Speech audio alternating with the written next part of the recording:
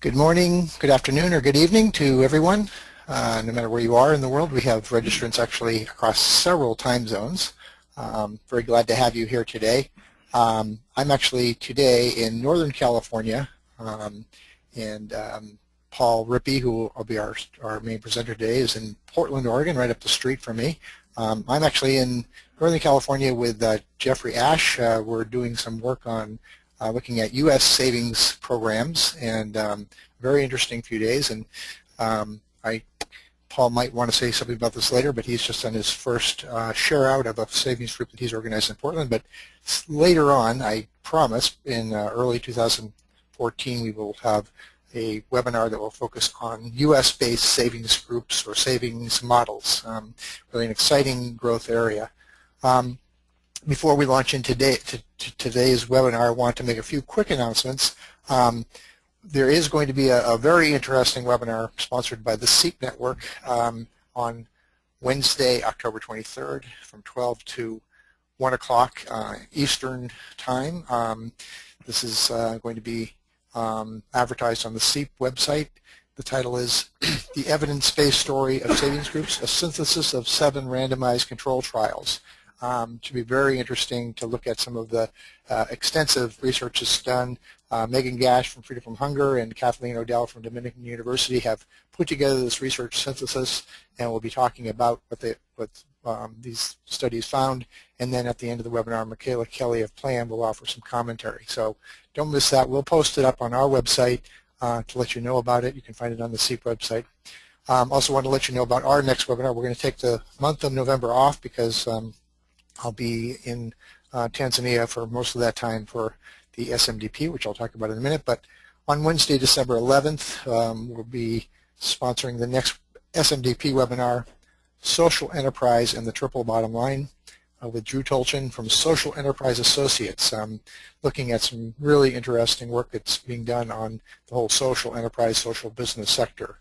Just a week ago, we had Mohammed Yunus speak at the University of New Hampshire on this topic, and it really is picking up steam around the world. So we'll send out a promotion about that, but I think that's a topic that a lot of people will be interested in learning more about. In this particular webinar, we're really going to look at where the savings group sector is going. Things are moving fast. Based on the last count that Hugh Allen gave me about a week ago, there's more than 7.6 million people participating in savings groups. Those are the only ones, those are the ones that we can count. There are many more that are happening out there that we don't necessarily know exist because they're not being counted. But we're really excited to have Paul Rippey to talk to us about what's going on, some of the innovations, some of the challenges, and we're going to make this very participatory by having some polls. And of course, as usual, you can type in questions. We'll get to those questions later on in the webinar and be able to have hopefully time to address everything that you want to ask. Paul is a microfinance specialist with 20 years of experience in Africa, with particular skills and experience in the intersection of energy, microfinance, and climate change. He's managed microfinance institutions in Burkina Faso and Guinea. He is co-founder of Association Al Amana in Morocco, which over 10 years became the largest MFI in North Africa, with a portfolio of $230 million and 400,000 customers. And from 2002 to 2007, he managed DFID's financial sector deepening project in Uganda, rolling out programs of consumer education, savings groups, consolidation change fund, LED challenge, and massive demand and supply side studies. Since 2007, he's been active as a consultant, working with both financial providers and clean energy distributors to find synergies that will work to allow pro-poor finance to help people get more cleaner, and better energy. He's been working with private sector distributors of solar lamps in Uganda and Mali, and has trained savings group promoters in India, Pakistan, and Mozambique. I also want to mention that Paul will be one of the presenters presenting on the very topic he's talking about today at the SMDP Tanzania, which is going to be happening November 11th to the 22nd in Arusha. The registration is open until Friday. If you're interested in this topic, if you want to go deeply into what's happening with savings groups, Paul will be offering. Of course, in the second week of the program, we also have Hugh Allen doing 2 weeks of savings groups program planning and MIS, and also value chain development, pro-poor value chain development, and agricultural finance courses. So check it all out on the SMBP website. And without further ado, I'm really happy to introduce Paul Rippey and have Paul take us away on this really interesting and dynamic topic. Great. Thank you very much, Bill, for that introduction, and welcome everybody wherever you are. It's early morning here, but I know for some of you it's evening. Whatever, we all get to be together and talk about something that I just find passionately interesting. And I want to say why I'm so interested in this. As Bill said, I worked in microcredit for a long time, and I was like very successful in microcredit, and I reached a point where I just said I didn't want to spend the rest of my life getting poor people deeper in debt. And in 2002, I had the good fortune to be introduced to savings groups in Uganda, in one of the few savings groups programs that existed at that time in the West Nile, run by CREAM, the local NGO. And I thought they were great, and the way they were described to me by my friend Bill Grant, who introduced me, was he said, well, they're great. You train groups one time, and then you leave them alone, and they go on, and they never have any trouble. And I said, well, that's wonderful. But in fact, as we know, savings groups are a lot more complex than that, and they have a rich and varied life post-project. In other words, after groups have been trained, after they've shared out one time, lots of different things happen to higher order groups. And so that's been one of my passions, is to look at what actually is happening to groups once they've shared out once, because a lot depends on what their facilitating agency, what the agency that trained them thinks should happen. But the other question that's been interesting to me is, how do we get more people into savings groups? I'm pretty convinced that savings groups are a good thing, that they contribute to people's lives. I don't see them as a stepping stone to other sorts of financial inclusion. I see them as a complement to other sorts of financial inclusion. And people who are bank clients very often stay in some informal sector group, and they both serve different purposes. And as Bill said, I've experimented with that. I'm in a savings group here in Portland, Oregon. It was just shared out for the first time, and I actually learned a lot by being in a savings group. And I wanted to ask everybody, if you're in a savings group right now, would you raise your hand? I know you can't do this on a webinar, but anyway, a lot of the people on this call are savings group members, and you know what I'm talking about. You learn something from being in the savings group that you can't learn just from working with them on the outside. So, hey, Paul. Sorry, yes. Paul, to interrupt you, but I think you want me to launch a poll. Not yet. Almost. Oh, okay. It's coming up. Okay. Okay. So thank you, though. Yeah. And as Bill said, we are going to have 4 polls, and one is coming up. And so if we think savings groups are a good thing, as Bill said, we have almost 8 million, best estimate, members. And some people might say, well, that's great. But other people might say, only 8 million? We've been doing this for 10 years or longer? Why is it so few? And so this is the first poll question I wanted to ask you, and I'm very interested in what people are going to say, and I hope that everybody will respond to the poll. And then how does this work, Bill? Do you just throw it up on the screen? Right. I'm going to put this up there. Okay, so here's the first question. And I'd just like to hear from everybody, if you can, what do you think about the rate at which savings group facilitating agencies are forming new groups? In other words, and can people see this now? Because I can't. I think everybody should be able to see it. Okay, everybody except me can see this, so great. So if someone could just answer me on your chat box, do you see the poll? Yes, yes, yes, they can see it. Okay, so go ahead and just submit your answers. We're going to give you about 30 seconds. So do you think we're going fast enough, or we might even be going too fast? You're worried that the wheels are going to fall off. In that case, you'd say A. If you think we can do more, and it really depends on getting more money to do it. If the donors will help us out, it would be B. If you think it doesn't depend on the donors, but it depends on us, like we need to find more efficient ways to train people, that would be C. And if you don't understand the question or don't like it or don't want to answer, that's 4. And then, Bill, are you going to read the answers? Yes. Some reason or other, the poll, we had a premature launch of the poll. So I can tell you, I have people answering me, but but the poll itself didn't work. So we'll have to try in the next poll. But what we're getting is I'll just read you some of the responses because the poll is not didn't work the way we hoped it will. We have quite a few yeses. I'm sorry, quite a few people that say we should do more. A few A's that say fast enough or fast enough or too fast. And let's see, we should do more. We can find more efficient ways. I will choose the third choice, but interest rates need to be more realistic. Definitely do more. Spread the learning. We should do more. So we'll do better in the next poll, Paul. But okay, go ahead.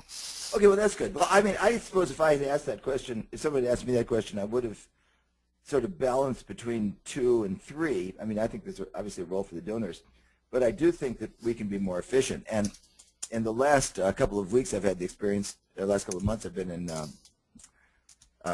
Zambia and Pakistan, and just felt like some of the issues around doing more faster were coming to the head, and that's what I want to share. Recent thoughts on how we can reach more people. So one of the thoughts I've had is that we might be driving our savings groups like this, and if you can see the picture on your screen, it's 2 feet. There's somebody driving a car, and you see 2 feet. One is firmly pushing down on the accelerator, but the other is pushing down on the brake.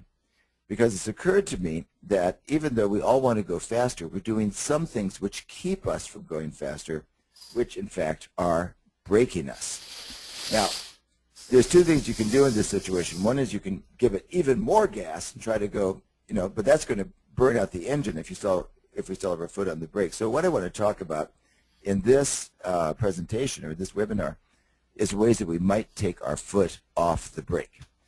And I'm trying to go forward. Okay, Bill, I might have lost control here.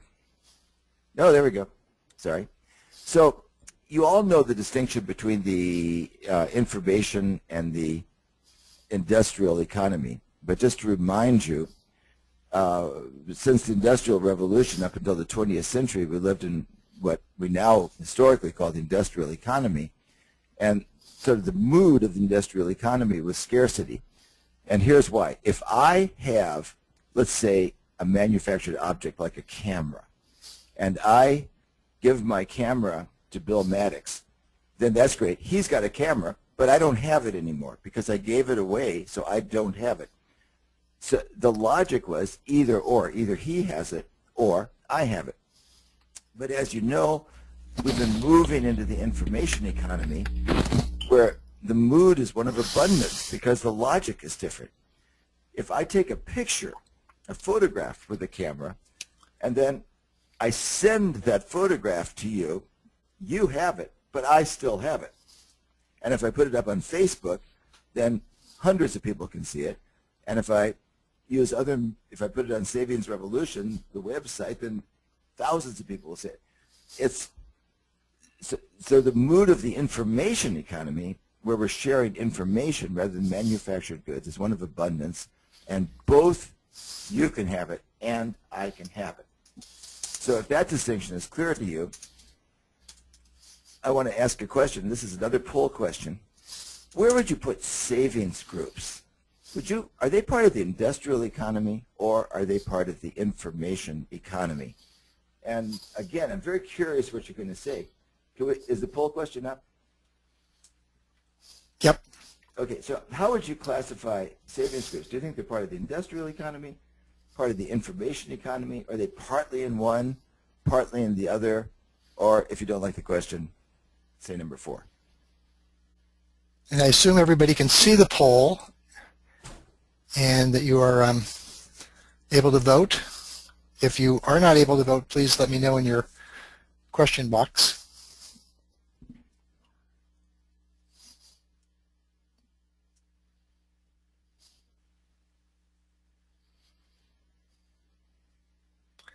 Okay. So I'll close that poll. Everybody has had a chance to vote now, and we'll see what the results are to that poll.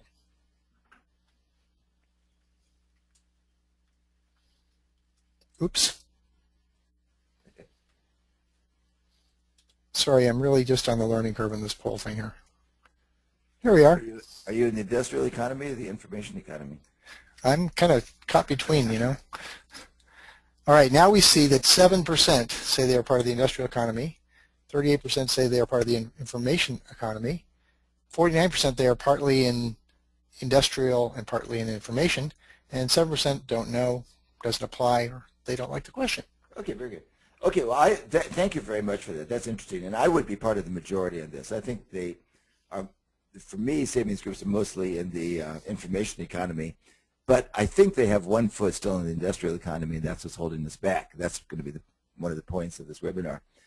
But just to stress the information economy, this is why I would love to get savings groups completely over into the information economy, because the information economy allows ideas to go viral. And I looked that up.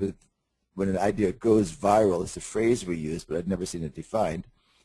One dictionary said this: something goes viral when it becomes very popular by circulating quickly from person to person.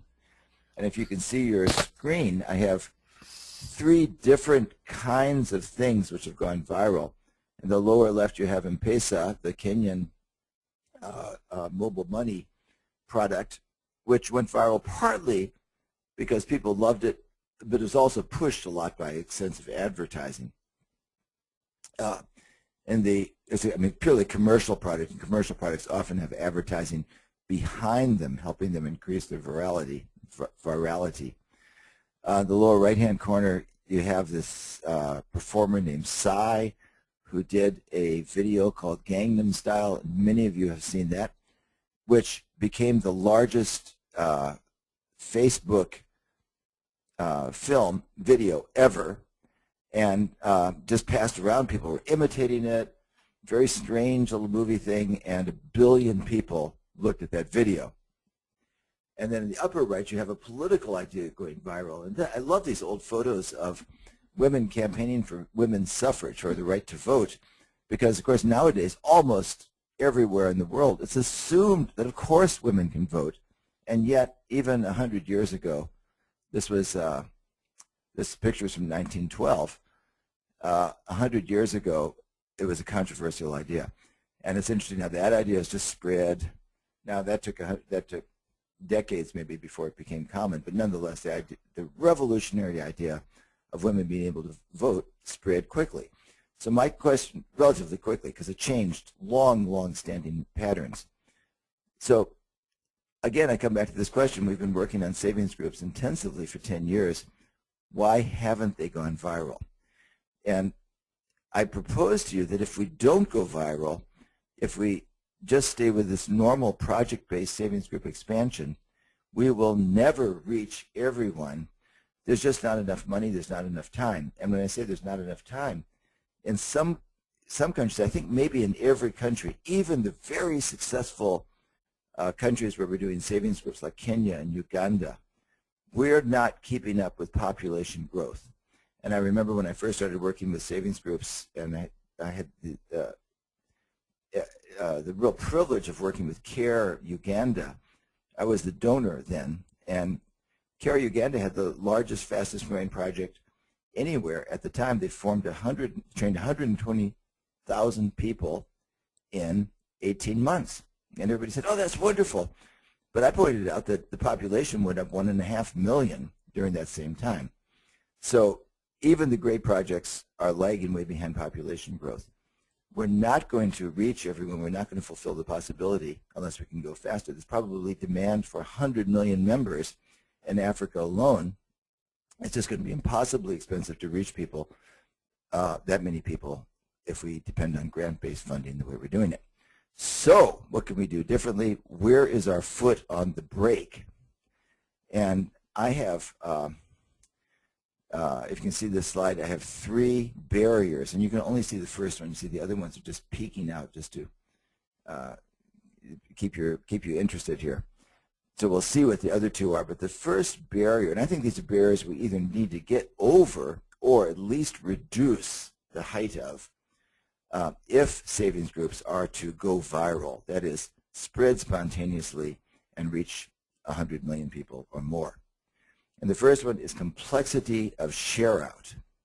Now, you all know that most savings groups, sort of the standard VSL Associates model, calls for proportional share out. If I've saved more, I get more of the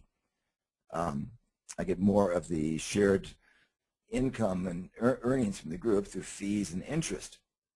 And so I'm just proposing that one of the ways we can reduce complexity right now and make it easier for groups to go viral is to offer the groups the option of doing flat distribution. You know, in flat distribution, members receive their own savings, and then you take all the earnings and share them up equally. So you don't have to compute this ratio and figure out what the value of a share is. You just take all the earnings, put them in a pot, divide it by the number of people in the group. That is so much easier that even groups that are unable to calculate proportional distribution can calculate flat distribution. And many groups are doing flat distribution anyway. And if you're a savings group implementer and you don't know that, you need to go out and actually ask your groups, ask your mature groups how they're spreading out the money, and I bet you'll find that a lot of them are doing flat distribution. It works fine, and actually some groups prefer it because it's more inclusive of poorer members.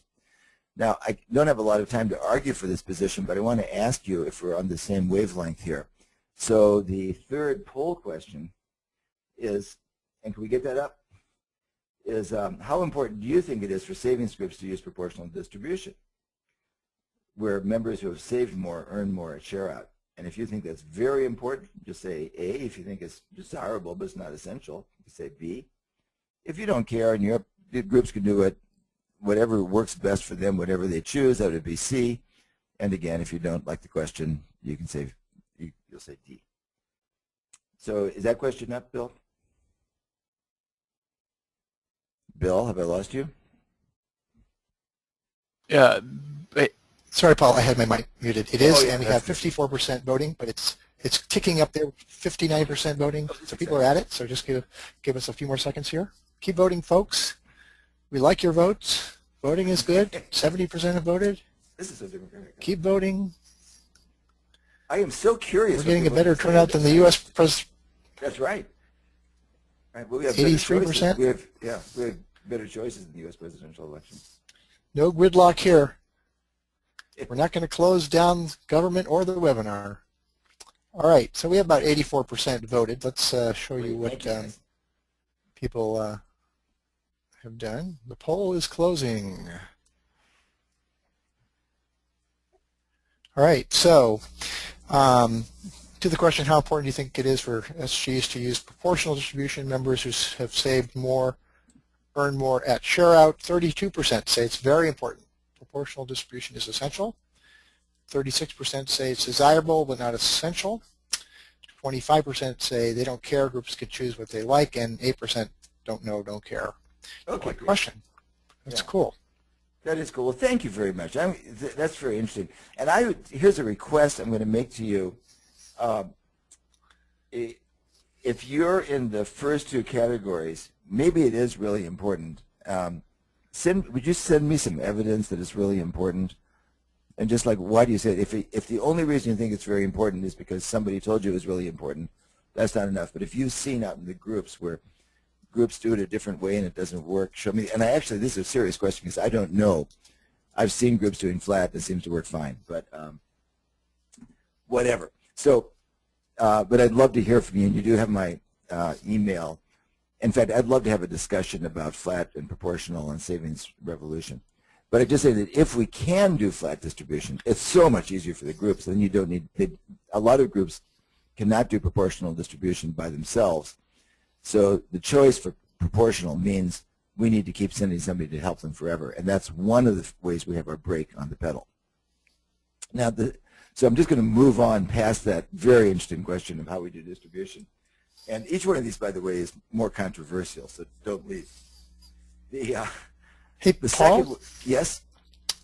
Just because these will be kind of lost later on, I got some really interesting comments just now. Oh, please. And I wonder if I could just read them. Oh, I'd love it. Thank you. If I read them later, then they won't be in context. So just in response to this question, so Mary McVeigh says, proportional incentives in all cooperative experience is an essential part of ensuring engagement.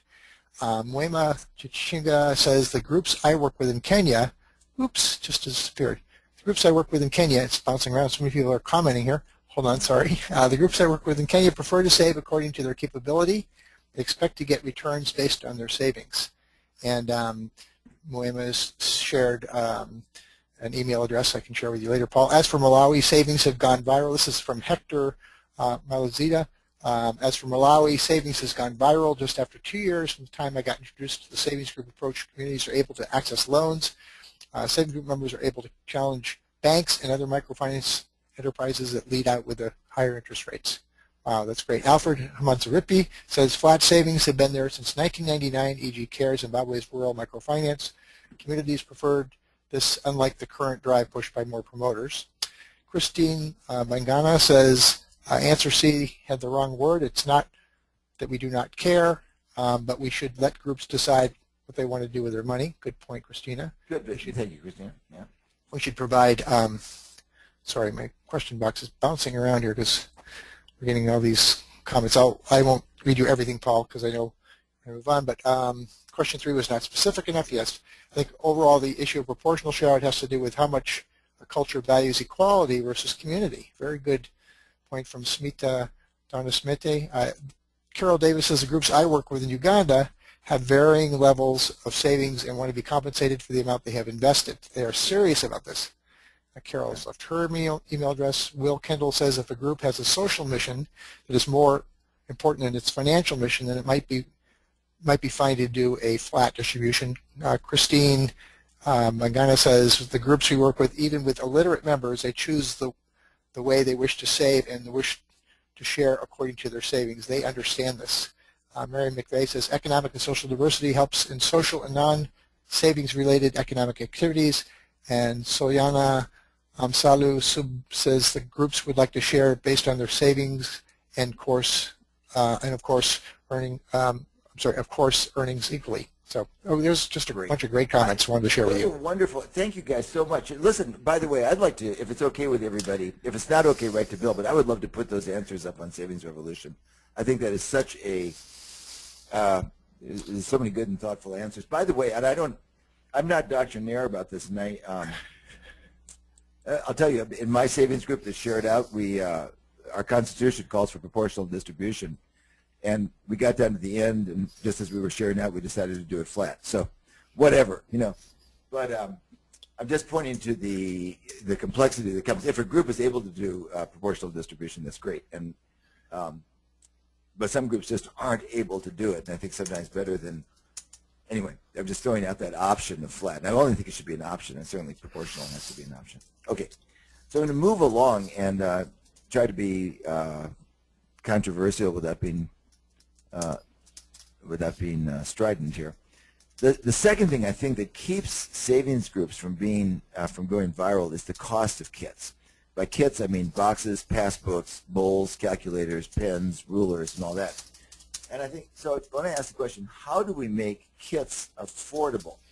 And but I'd actually like to go right into a question first. While I've got this up on the screen, because the fourth question is concerning the way that groups acquire kits. What do you think? How do you think groups should do it? I mean, do you think that groups should be given kits, or it's some sort of mixed thing where they're partially subsidized or subsidized at first, and then after that they have to pay for them, or savings groups need to pay the full price of kits from the beginning, or again, you don't like the question. So if we do this fourth poll question, I'd love to see the answers. We have about 33% have voted. You guys are great.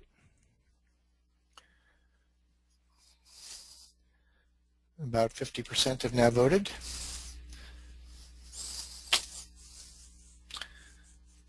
$65%. They're coming in.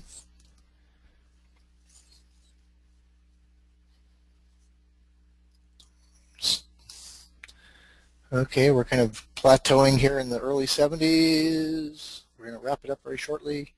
Anybody else wants to vote? Now we're in the, yeah, I think we're going to wrap it up at 73% voted. That's good. That's a nice, pretty good response rate. Up 75%. A couple more voting in from the more remote parts of the interweb. All right, so we'll call that good. 75% voted. A little less than last time, but That's okay. so concerning the way groups acquire their kits, calculators, etc., what do you think that NGOs forming and training savings groups should do? 8% think give the kits to savings groups because members are too poor. 62% say mixed. Maybe NGOs need to subsidize the price of the kits. So 24% say savings groups need to pay the full price for kits from the beginning, and 6% don't have an opinion. Okay.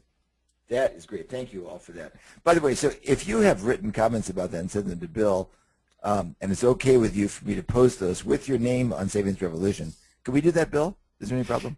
By all means, we have Okay. this records all of the questions and the responses, and I can give you a printout, and it'll also have the email addresses of people that have typed them into the box. So if you want Paul to have your email address, be sure to type it into the box. And if you don't want your email address to go up, then tell Bill, and otherwise we'll put them up. I love that. I so appreciate all your answers. They're great. And just to let people know, we will at the very end. I'll put in the box here the URL for savingsrevolution.org. Great website, and this is where this discussion will continue on. Great. And I probably would be in the majority on this question. Also, I do think that sometimes it's very hard to get a program started if you charge people for things. But I've been rethinking this issue a little bit too. I mean, first of all, you have to be very clear. The worst thing that happens is when groups are given kits free, and then a project ends, and there are no more kits, and there's a sort of shock. So I just think if we're going to start the subsidized kits, we want to be very clear about the limits to those handouts. But then I'm just some other questions. I'm just trying to raise this issue. So I don't think this is the end of the discussion. I hope it's the beginning of a discussion. If groups are doing flat distribution, you can do flat distribution without a calculator. And in fact, if groups are doing flat distribution because they can't understand proportional, they probably don't have calculator literate people in the group. It's entirely possible that they don't even have those capabilities. So I'm not convinced that every group needs to have a calculator, and that's, that can cost $1 or $2, so it's fairly expensive. And then I've been wondering, why do we give groups bowls? I mean, is there any group of 20 women in Africa that doesn't have some bowls they could bring to the meeting? Just wondering. And then around the whole question of the box, I think Kim Wilson has written on Savings Revolution about this sort of a fetish around boxes, and I was actually disagreeing with her when she wrote that, but she might be onto something. And I was wondering if it might not be better to have a conversation about security rather than teach people the box locking procedures. And if you have a conversation about security and just ask the group, how can you keep your records and any spare cash safe, they might come up with solutions that might be better than the box and might not cost anything. Because I do think that if we raise that question with the groups, how can you provide the stuff you need to run your group? Members are ingenious, and in fact, many members are geniuses. Hey, Paul, do you mind if I share some more comments, because they're pertinent directly to what you just said. Some really great stuff is coming in. So, and I won't read everything, but so we have, and I won't read people's names necessarily, but savings group needs to pay the full price for kits. I hope mixed means mixed of NGOs paying and SGs paying versus free and NGOs paying. Subsidizing kits allows people who are skeptical to jump in rather than paying a large upfront cost. Give at least for the first time, so give it for free the first time. It motivates them that groups can start buying on their own. There has been significant data generated from JPAL that the poor will not use products despite their benefit if they have to pay. Right. I would love for all of our groups to pay for the entire price of kits. In the DRC, our kits cost over $90. Yes, this is a bit high to ask the group to pay fully. They pay about 50%. Ownership is fostered if they pay for the kits. Whether supported or not, they have to pay. The risk of giving them kits for free is that it defeats the purpose of economic empowerment and sustainability for the group. So I said this issue does not apply because we actually try to have the groups to create their own boxes and use materials available from their communities, such as copying their financial forms into school books, precisely so they will not be dependent on the outside agency for subsequent cycles and spontaneous replication. Okay, whoever said that, I love you. Okay, that's Smita. Donismete. So a couple more. I think shared ownership is an essential component of the savings group. Instead of paying kits up front. There should be also a structured small payback over time. Strong boxes do not typically need to be as strong as practitioners often make them. This is a cost that can easily be picked up by the groups. With them deciding the security and contingent cost of the box, the intention is not to have the group funds in the box, but to have the funds as productive loans. Absolutely. If we give the kits or subsidize what will happen after the project for delivery channels that use community-based trainer models, I guess we will be applying brakes. Local solutions of affordable kits are there as communities are given that choice. They always have capable members who are able to do calculations using their simple cell phones. They need technical support and encouragement. It just goes on and on. So that's wonderful. That is wonderful. Thank you guys so much. Yeah. By the way, I agree with all of those comments, even if they're contradictory in a way, because I mean, this is not I don't think there's a simple, like a unique answer to these questions. But I do think, I mean, I'm really glad to see your answers. I know you're thinking about these same questions I am, but I think there might be ways we can do some things differently, again, to make kits more affordable. You know, the $90 kits in the DRC, right to me. There's got to be a way to do it cheaper. Wooden boxes, by the way, are great. I mean, anyway, but that's a whole controversy, but that we won't talk about now. Okay, moving on. I said, anyway, that I thought there were 3 ways we were putting on the break. One was the share out was too complex and that we might do flat share out, which is easier for people. The second was the cost of kits is too high, and if we let people be ingenious, they can find ways to assure the security of their records and of any loose change they have. Now, the third way that I think we can take the brake off savings group expansion so that it can go viral, and this I fully expect to be controversial, and I'm just putting the question out. It's not like I know all the answers here, is that I think we're dependent on a trainer model where we use trainers to form groups. And after a couple of recent experiences, I'm not sure this is necessary. And this, I know, this is like disruptive when I raise this question. Can we do without trainers? Now, I looked up the word trainer. Now, here's the definition from my dictionary. It says teach a person or animal a particular skill or type of behavior through practice and instruction over a period of time. Teach a person or animal a particular skill or type of behavior through practice and instruction over a period of time. And so I asked you and ask us all, isn't training inherently top-down? And if we're looking for something that could go viral,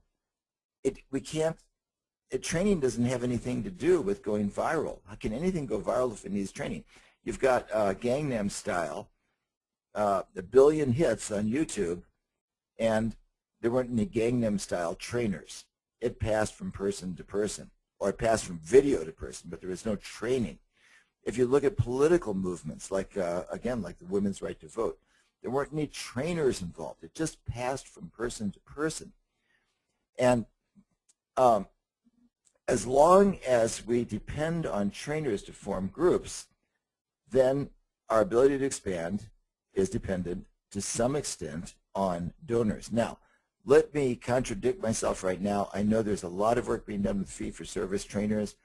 I'm looking at the CRS model with the PSPs, which there's a lot we could talk about with that, but it's very impressive work they've done in certifying new trainers by having old trainers certify new trainers. And I know there's a huge amount of viral replication of groups already.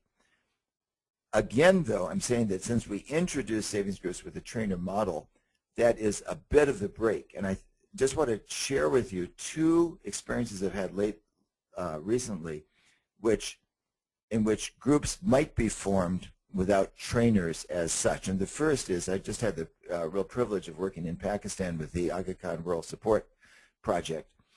And after a lot of discussion with them in a workshop, they have decided that the people they're going to send out in the field are not going to be trainers. Now, this is not just a name change. It is a name change, but it's not just a name change. They're going to call the people they send out in the field savings group activists. And that change in name reflects a change in mission. The mission of the activists is to create the conditions that will allow them to exit at the end of the project without any pain or shock, leaving behind a growing mass of savings groups. And the terms of reference, now these will probably be changed, but the terms of reference that we came up with for the activists is the first thing they do is they communicate messages of sustainability, inclusion, self-reliance, competence, and mutual aid. So they go out to the villages and say, we're going to give you some tools. It's your job as community members to make sure everybody gets them. This is a little bit like what Oxfam and Freedom from Hunger have done in Mali with their replicating agents. Then, of course, they will form some competent, sustainable groups. And then they convince or enroll the group members in each of the members' responsibilities toward their entire community, and they'll do the things that facilitate natural growth. They will encourage viral replication by identifying and training resource people, clustering savings groups together so they can learn from each other, encouraging group-to-group support, and then do other things, facilitating communication with other partners.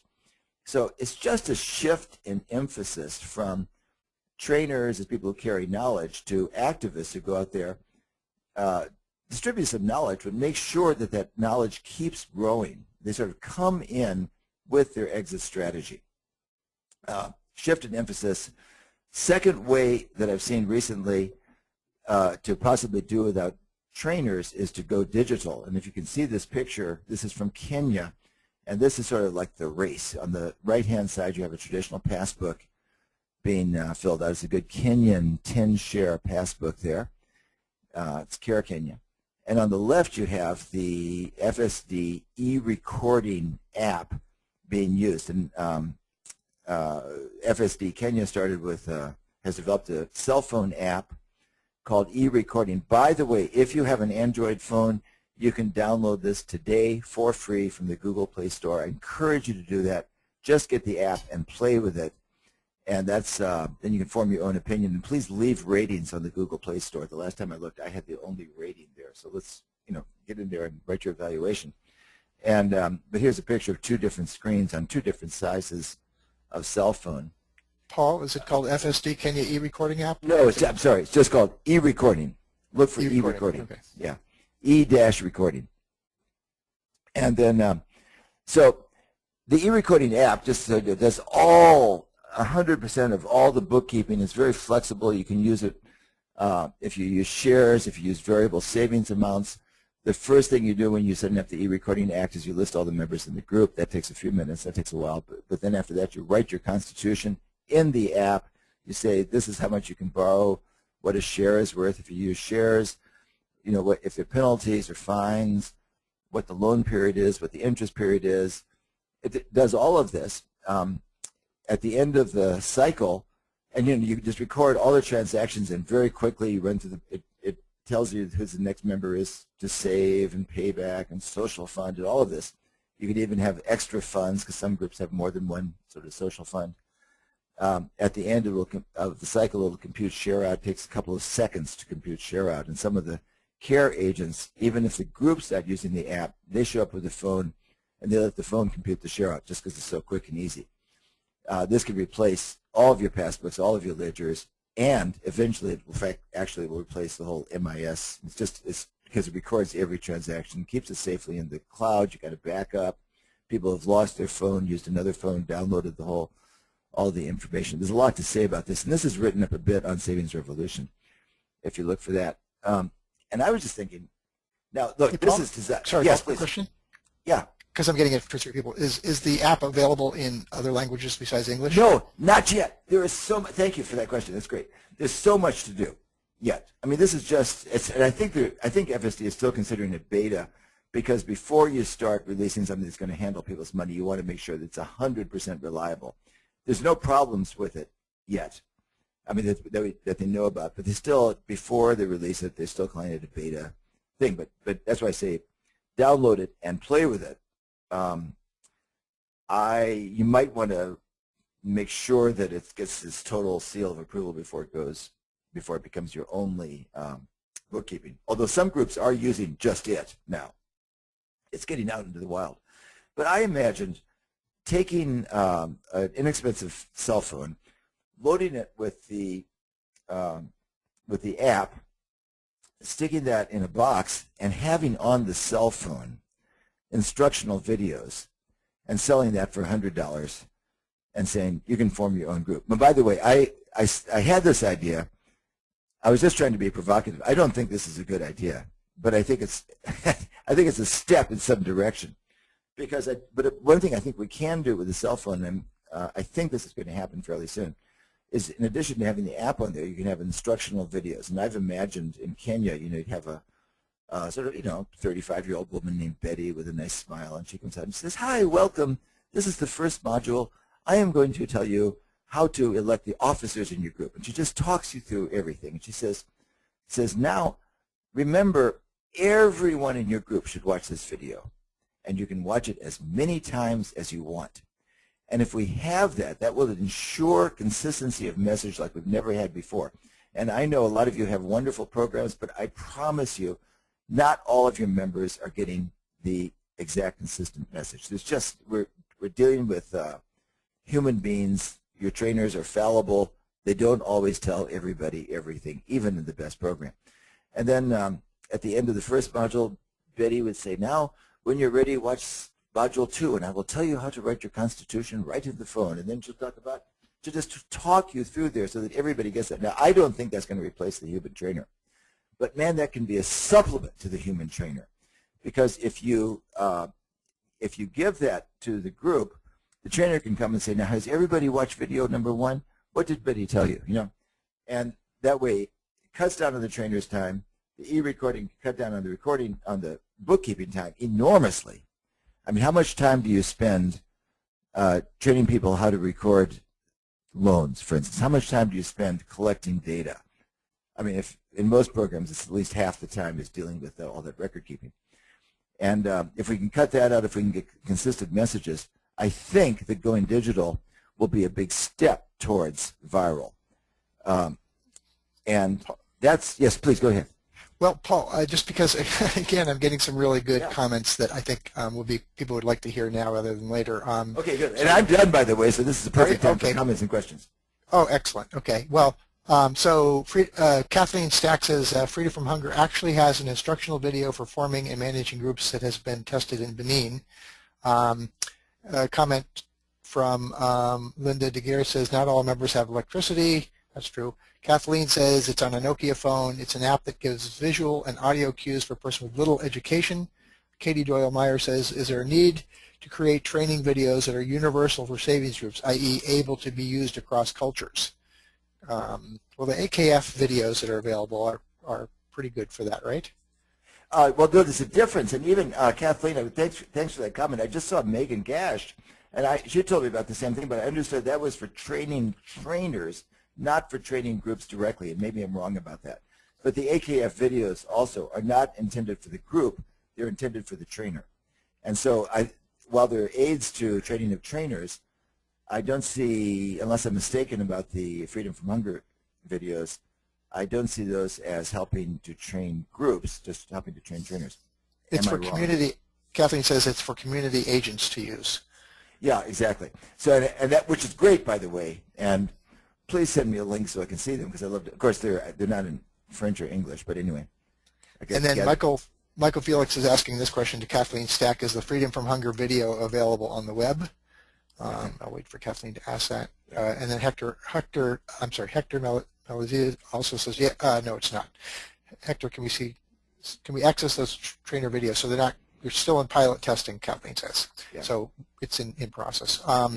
I wanted to go to Alfred Hamatzaripi says, "Yes, groups have been formed without facilitators, but often the learning curve is very long for the initial period, which retards growth, and the quality, if that matters, takes long as well.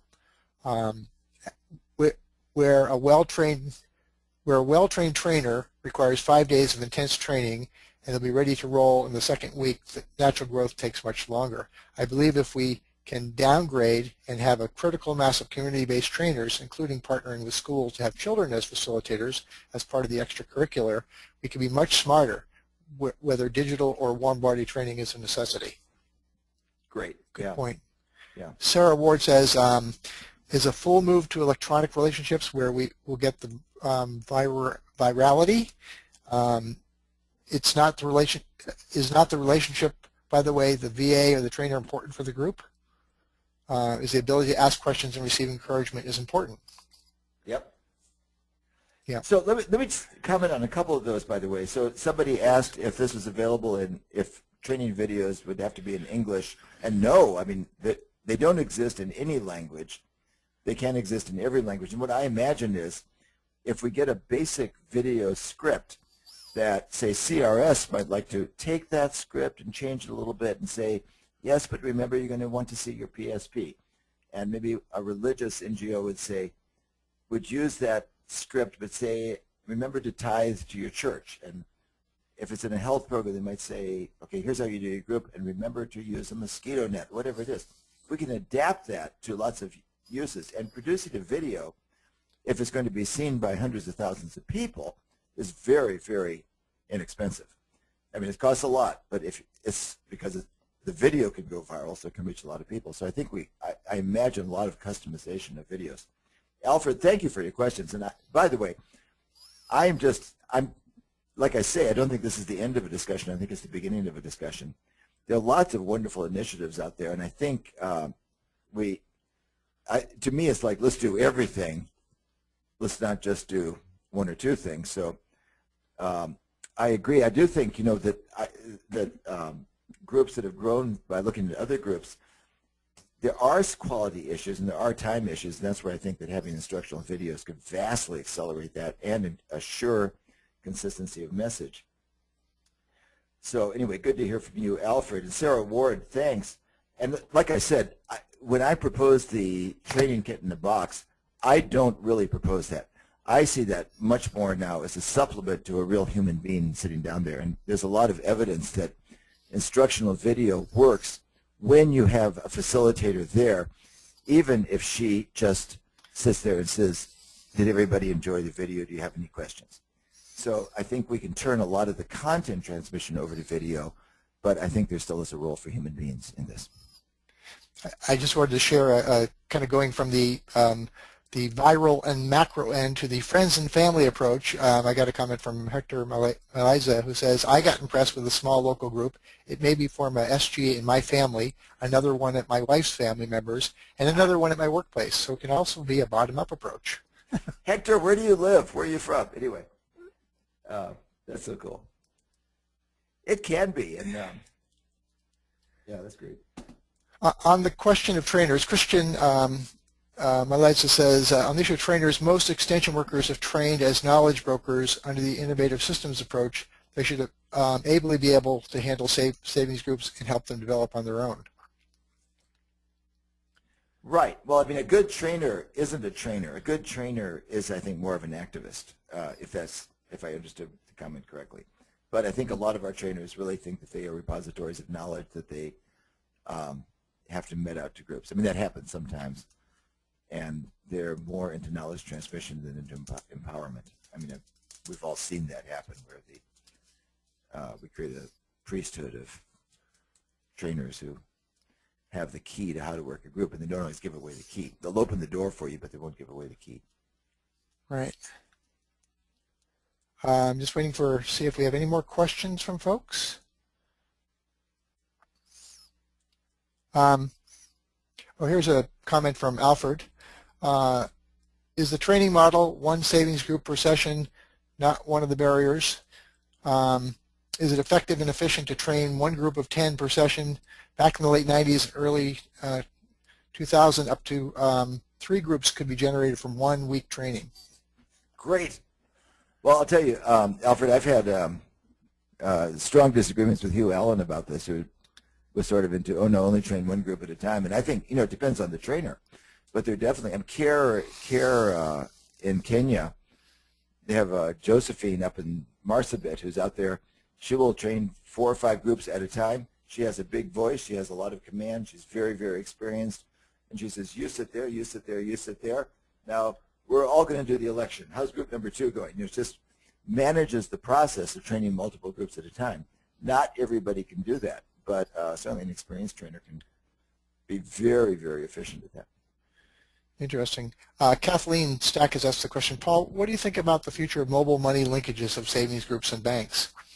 Yeah. Oh, I think it's got a future. I think I said this in this, I talked about putting it in the bank. Here's what I want, Kathleen, is I want to have, at the moment of share out, a button you can push on your phone that says, okay, here's my share out, and I would like to save 40% of it in my long-term savings account. And I think the big thing lacking from savings groups is access to long-term savings.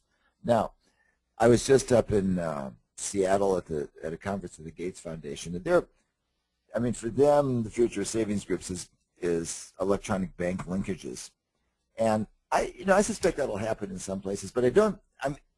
Partly, I think that's a great thing. It brings more services to more people, but everybody at Gates is concerned about changing what they call the DNA of savings groups, and I think we have to be careful and slow not to lose the emphasis on commitment savings, not to lose the social support, not to lose the flexibility that comes from a savings group member. Everybody in a savings group knows when somebody's children are sick and they have an emergency and they cut people a break. And if we lose that stuff, we've lost savings groups and they've turned into something else.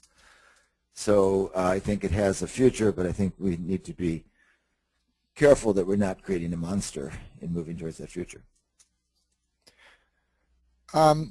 Here's a question from Aaron Stroud Romero. Have you seen different ideas for groups to maintain security of records and money, since it is not just to maintain security against external sources, but needs to be kept safe from mismanagement by group members themselves? Right, totally. Well, that's the advantage of the three keys is to protect the group from its leaders, not to protect the group from it, because the outside person is just going to take the box, take the locks off, and take the money. So the three keys only protects against insider fraud.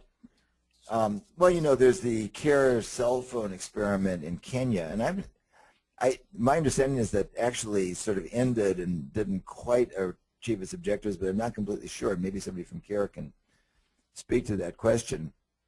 I wish we had something better than the box, simply because the box is expensive and is subject to theft. And certainly, if money's in a bank, you can set up a bank account with multiple, where it takes multiple signatures to take money out.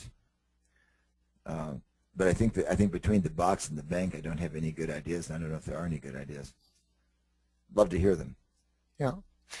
And kind of going back to the multiple group training issue, Alfred says if a community wants to be trained over 5 continuous days and they are done with the trainer and start practicing, why should trainers stick to 1 session per week, which extends the training cycle, productivity, and cost? So it's like the rapid launch approach. I don't know. It's a good question. No, I know, and I'll tell you, I saw some CRS groups that were getting weekly visits in their 4th cycle, after 4 years, and if that happens, it turned into managed askas. Now, a lot of people once thought the managed askas were a good idea, but I'm not sure that's panned out as something that's really viable, just because the expense of management is perhaps greater than the benefit that accrues. So I sort of like these models where somebody is trained and then you have a trainer on call, and somebody says, "Oh, we're arguing with David because he hasn't paid back his loan. Can you come and help us?" Then the trainer comes and right. Helps. But the idea of, I think we might visit groups more than is necessary. Certainly in post first share out, higher cycle groups, when I see them being visited frequently, I really wonder what's going on here. I mean, that's clearly a foot on the brake. If we have to visit a group forever, that's like we've got the emergency brake on and the foot pedal brake on in that case. Gift Mwazes says that I agree with Paul on the lack of long-term savings opportunities in savings groups, and I believe this is one area the methodology can benefit from the SHG approach. I'm just going to read you a few comments and see if we come up with questions. We're going to wrap up in a couple of minutes here. Let's see. I feel the training modules need to be developed to fit the context to which they'll be used. From Hector, why not use movable technology such as M-Pesa to hold and distribute funds? Eliminates cash at the Zawadisha. We use it exclusively, and it's been very successful. This is Jennifer Gurake says this. So they're using M-Pesa for the money storage. Let's see. Thanks, Paul, for the presentation, because it's a great food for thought on how to progress with our family savings group. Actually, we're in the same group with Hector. He's a sibling, and in the first year, we will be sharing proceedings this December. We would We want the SG approach to go viral among more of the family members and beyond the community around us. And then so this is his sibling, his brother Hector says, the 3 keys are also limitation to access loans and repayment in periods between designated meetings. I have advocated that the committees or the 3 members holding the keys should open a joint account that helps transactions to take place any day within the month. And one more comment, more frequent visits are important over the long run when there's a longer-term program that integrates different sectors and when there is continuous learning, when it's not just about savings. That was from Steve. Yes, when it's not just about savings, clearly, then somebody needs to, yeah, right. Okay. Well, all good questions. Excellent. The issue with, really wonderful, the issue with M-Pesa, of course, is if you have an agent who can deal with that much cash. And as we know, the constraint now with mobile money isn't the software, isn't the phones, it's the agent networks. And if you have to pull out $2,000 from your local agent and you come up with your M-Pesa account, she or he might say, well, I've got $85 here, is that enough? So I just think, I think this is coming, and I think the long-term savings issue will be handled. And I think electronics will play a big role in that. And I think building up to the agent networks, even in the countries where it's very developed, there's often not enough cash, and you get to some countries and the agent network is very, very weak. So that's the constraint. But all these issues are being handled just by time itself and by really smart people working on these things. Well, this has really been a terrific and really interesting webinar. I really want to thank you, Paul. It was, I think we got, and everybody for, chiming in with a lot of great comments and sharing your experiences. It's exactly what we hope for in these webinars, to make them as interactive as possible. And even though you have to type in your questions and get the responses that way, I think it still makes it for a very interactive time. I want to emphasize that if you're really kind of interested in diving deep into this topic, Paul and co-facilitated by Courtney O'Connell from Will Relief will be offering a great workshop at the SMDP Tanzania, November 18th through 22nd, Savings Groups Post-Project Evolution, Sustainability, and Enrichment. And as part of that 2-part week-long intensive training, we're going to have presentations by 4 really exciting and innovative demonstration projects: Savings for Life in Rwanda, PSP Networks from Western Kenya, W Power, Women's Entrepreneurship and Renewables, Solar LED Light Program from Tanzania, and Tracking Savings Groups Data with E-Recording Application. That's the application that you saw in the webinar today. We are still open for registration. I'll offer, for those of you who are still listening and are really interested in this, we can extend to you a 15% tuition discount for people who are actually registered as part of this webinar. That's a special treat we're offering if you want to get yourself to Arusha.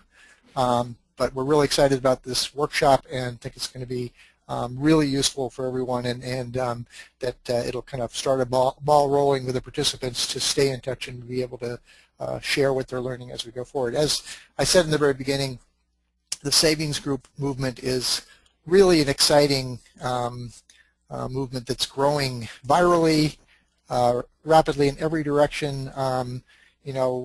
Even here in the United States, we met with a number of groups in San Francisco who are doing different versions of savings groups, and it's really even taking off in the States.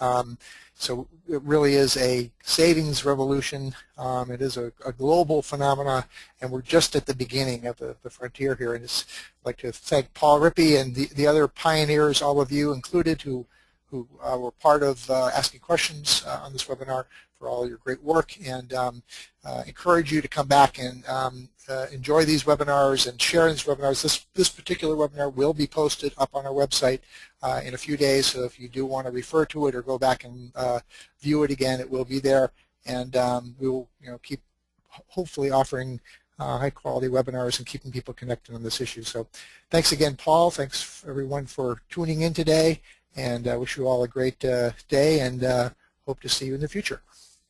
Bill, thank you. Let me just add, thank you everybody for the comments. I just love them, and we will put this up on Savings Revolution by the end of this week. Can I make that promise, Bill?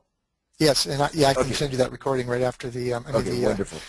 And great. I hope that begins a conversation. Like I say, this isn't the end of a conversation; it's just the beginning. Excellent.